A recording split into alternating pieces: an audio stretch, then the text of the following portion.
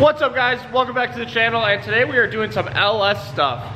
We obviously have the two big projects going on, the Cobra and the Lightning, and we were waiting for parts on both of them, so I decided to pull in a quick LS cam swap project on a pretty badass regular cab short bed truck. Now, you guys will see us working on it throughout this video, but I want to show you what it looks like right now. So this is Joey Granada's 1500 regular cab short bed truck. He asked us to do a camshaft on it like the end of last year. Now we put some long tubes and stuff on it. It's got Texas Speed Performance long tubes, Y pipe that we had to modify to fit, and then that turned into a snowball effect of putting in a camshaft, trunnion update, hardened push rods, BTR valve springs, and a BTR Stage 3 truck cam, which is 218, 224, 552, 552. And it sounds pretty good, especially because it doesn't have a muffler. So hopefully the next project is going to be putting on, you know, like a 3 or 4 foot stainless extension off the Y pipe to like a Borla Pro XS or XR1 muffler. That'd be super sick with a turn down. Hopefully that's what we're doing next. But he hit a deer, which is why we ended up doing this project. The core support needed to be replaced, the hood wouldn't close. Now, they still have to get the body panels to align perfectly, but for the most part, we got all the heavy lifting done for them. And obviously the cam package, which is what our job really was. So the next time you guys will see this, we're gonna do a dyno video on it at ASSC. It still needs to be tuned, but as of right now, you can put it around for the next week until it gets on the dyno. It idles really good. You know, it idles like 600, sounds pretty good. And let's go to the footage of us working on it.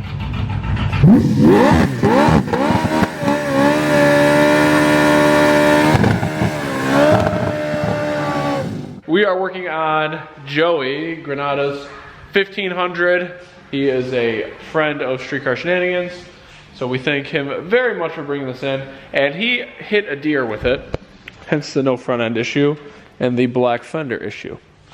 He's got some problems going on with the core support and the hood closing.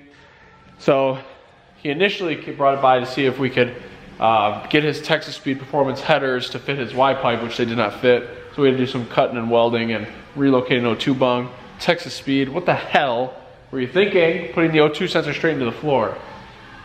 I digress.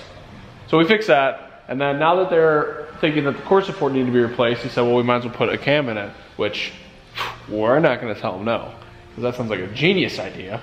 So we are gonna do exactly that. It's a pretty sweet truck though. You know, it's got a shaved, you know, it's like a flat red, which is kind of cool. You know, the bodywork isn't perfect on it, but it looks pretty sweet. And the big OE replicas look pretty sweet. Runs pretty good right now. Needs a couple minor tweaks, and there's a new core support he dropped off today. Pretty basic. Nothing crazy.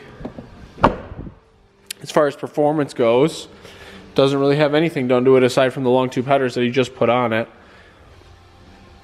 And then, you know, the Y pipe, and then it goes to like a stock 2.5 that's like dumped at the axle. There's no muffler on it yet. Hopefully that will change. So that's what we're working on today.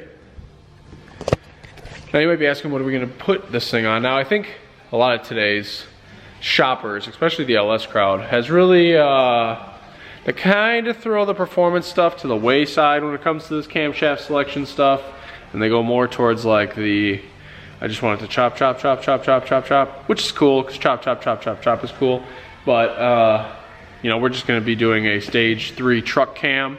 We're going to be doing a full BTR package. So we have a Stage 3 truck cam from BTR. I think the specs on this, so it's actually right here, are 218, 224, 552, 552 lift. Good all around. Got valve springs, we have push rods, or there's valve springs, there's push rods. This one is the trunnion upgrade, so we can update the rocker arms. I figure that when we're in there, we should kind of just do it all right. You know, you shouldn't really just like half-ass one part of it. Although the LS crowd might be really good at that, we are not. I got the new tool to do that. And then I'm not sure what camshaft is going to be in it. I know it's factory, but I couldn't find a solid answer if it was a 1 bolt or a 3. So I got the 3 bolt adapter kit, just in case we need that, from BTR also. The kit comes with valve seals, which we will be replacing, and that tool goes in that box. So we pretty much have everything we need here, plus an install kit and some fancy lifter tools, so hopefully we don't need to pull the intake or heads off. This is going to be interesting. Pretty excited to try it that way. I'm used to just kind of taking the whole thing apart and putting the whole thing all back together. This way, we're gonna try to pretty much keep it all together. We're gonna take like the boot off. We gotta take all this core support stuff apart anyway, because we're gonna be replacing the core support. Take the accessory brackets off, and then try to just get a little operation going without really touching the intake or the heads. Obviously, we gotta take the valve covers off to get to the rockers, change those, and yeah, I think that pretty much sums it up. Tone's here to help me disassemble it today. In the true spirit of the chop, chop, chop, chop, chop, we need to know what it sounds like now. Now, full disclosure, I wish I had a muffler on it, so maybe we'll change that before it leaves. But as of right now, it does not. And we're in the shop, so it's probably gonna sound a little bit more aggressive than it should. But it's totally factory and it's on cold start. Let's just hear what it sounds like.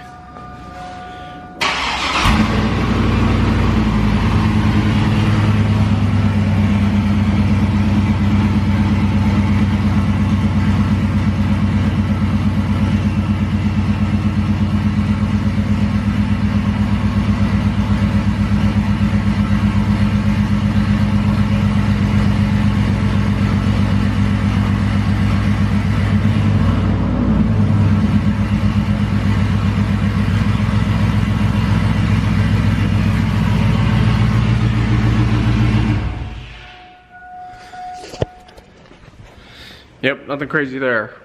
So, but I do kind of look forward to the comparison of the before and after, because it should sound pretty nasty when we're done. All right, anyway, back to the time lapse, let's go.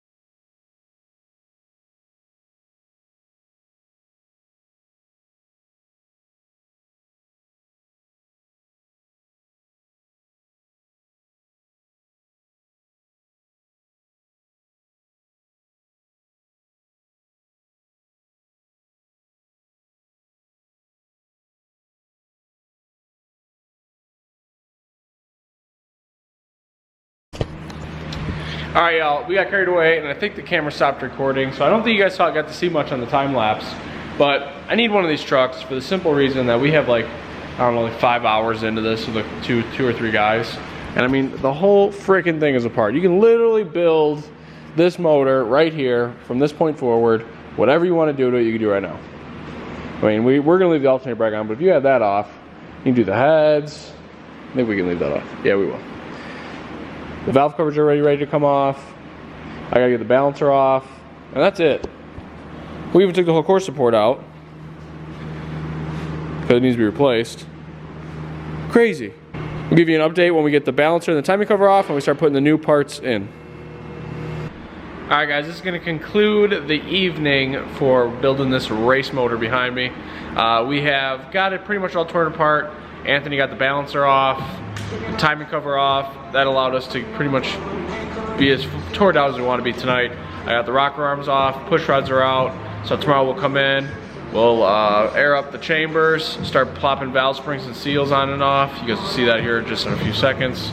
And then we will lock the lifters up, work on doing that old chestnut, that old thing.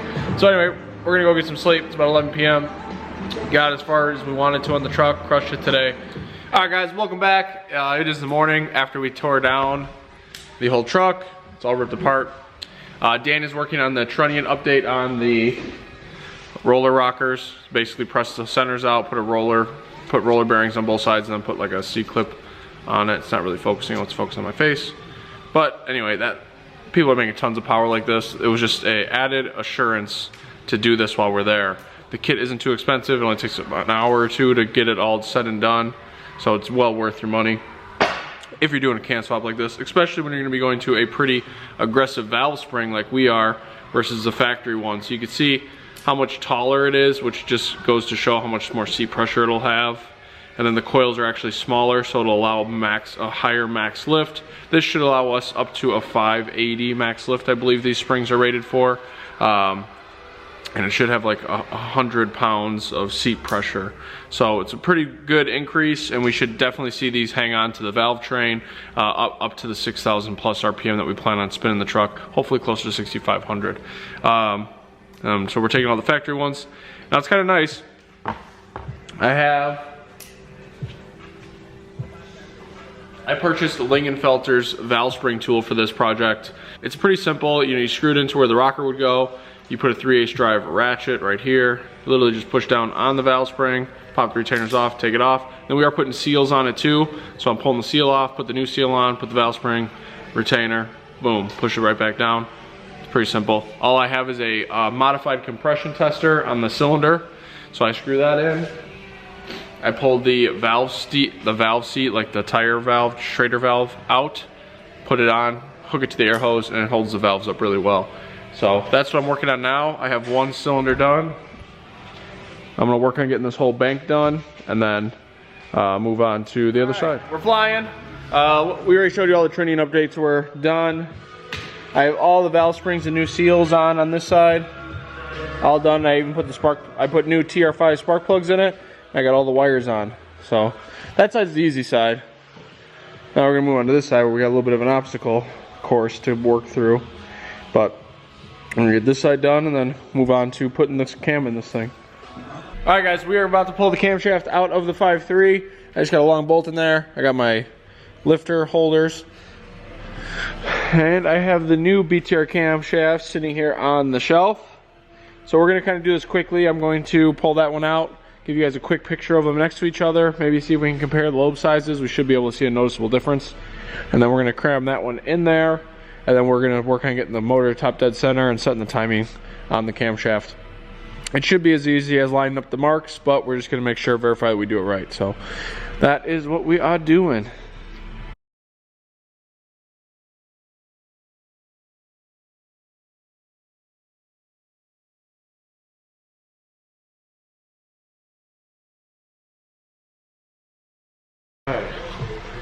Cam bearing surfaces look pretty good. Lobe wear looks pretty good. Actually looks pretty good. There's the old one. Those little itty bitty baby lobes on there. There ain't nothing there. So if you look at the height difference between this and the bearing, that'll give you a reference point for the bearing to the lift. And like that one's almost the same. So it's pretty close to, you know, max lift there. And then you could really see the thickness of the lobe difference. You know, that's giving you a really good perspective.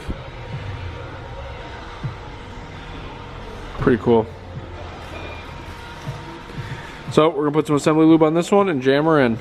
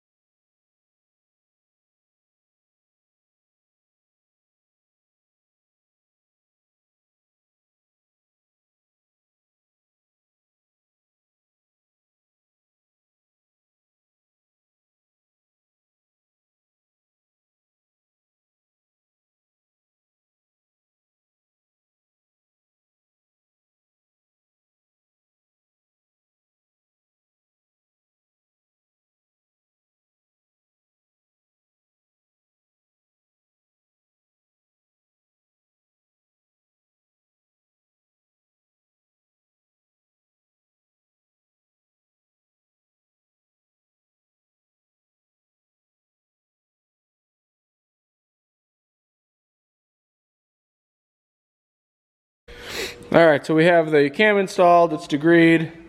We got the rocker arms and valve springs, valve seals on. Got all the spark plugs on this side with the boots. This side I still need to put one more spark plug in, tighten it, and put the boot on it. Otherwise we're pretty much ready to seal it up. Now he took the valve covers and the timing cover to get them powder coated. So I'm kind of putting him on the clock now from that. Because that's ready, but in the meantime I can start putting the front together since you don't need to pull the camshaft out. I'm going to start moving stuff from the old tweaked core support to this new one. And you can kind of see where, like, from this point back, it's kind of bent back. But I don't know where this one came from, but this one probably weighs 30 to 45% more than this one does. So I'm going to move all the plastic clips from that one to this one, move the horns from that one to this one, and that's pretty much going to be it. And then we'll start getting that in the truck while we wait for the rest of the parts to show up.